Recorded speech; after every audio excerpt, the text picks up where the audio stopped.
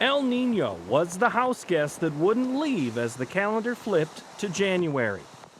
The rainy weather pattern helped ease drought in the western U.S. At the start of 2016, 100% of the Golden State was in some form of drought.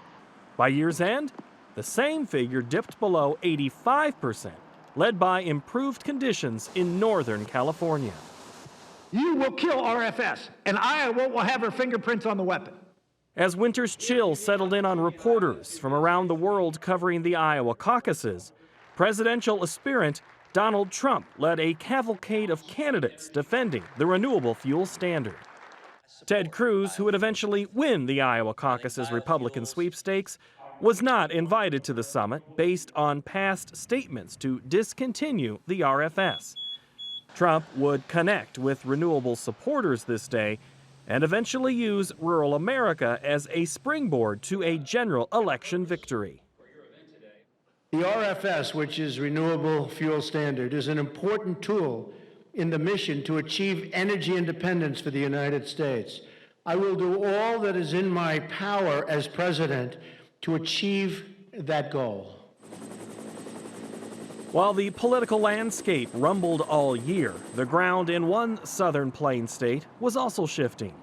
The Sierra Club sued 4 Oklahoma energy companies over claims fracking was leading to earthquakes.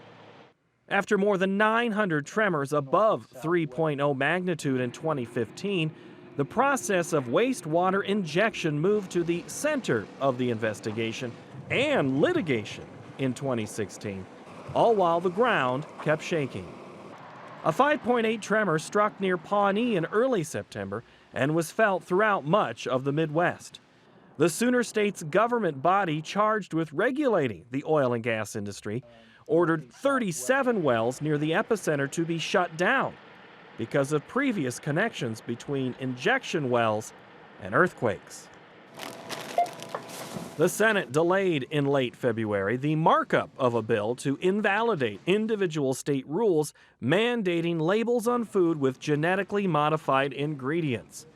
Congress would kick the can past July 1st, the day a bill in the Green Mountain State became law. More lenient than Vermont's law, the Senate eventually reached a compromise requiring any foods that include GMOs to carry a text label, symbol, or an electronic label where information could be scanned and accessed via a smartphone. This is something that my friends on the right do not necessarily like, and I know some of my friends on the left don't like, but it's right. And it's necessary now so that we can protect the people who don't know if this bill doesn't get passed, they're going to be paying more food for no more value. In March, President Obama became the first U.S. president to visit Cuba since Calvin Coolidge.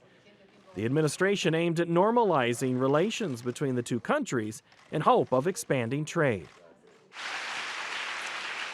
Obama also traveled to Vietnam and Japan in the name of enlarging the U.S.'s financial footprint in the Pacific Rim through the Trans-Pacific Partnership. The TPP was signed but never ratified by Congress.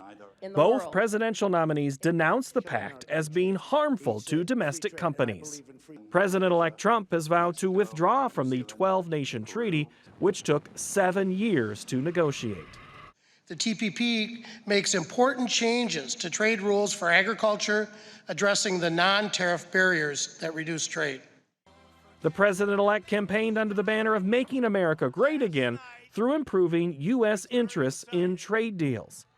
This included tariff talks with our major trading partners of China, Mexico, and beyond. Oil hovered around the $50 per barrel mark for much of the year as increased exports of U.S. crude helped keep a lid on world prices. OPEC announced a production cut that's still not realized. Winter settling in didn't deter activists in North Dakota over the Dakota Access Pipeline. Construction along the 1,200-mile route is nearly complete, except for a single-mile portion under the Missouri River. By December, the drumbeat of protest crescendoed and celebrated a decision by the U.S. Army Corps of Engineers to halt construction of the last mile. The usual calamity of weather involving floods, fires, and tornadoes plowed on this year. Drought in southeastern U.S. strengthened, while winter's chill started early in the high plains. A late summer deluge inundated portions of the Corn Belt, delaying harvest for some farmers. The fields dried enough to combine what's expected to be the biggest corn and soybean crop ever harvested. For Market to Market, I'm Paul Yeager.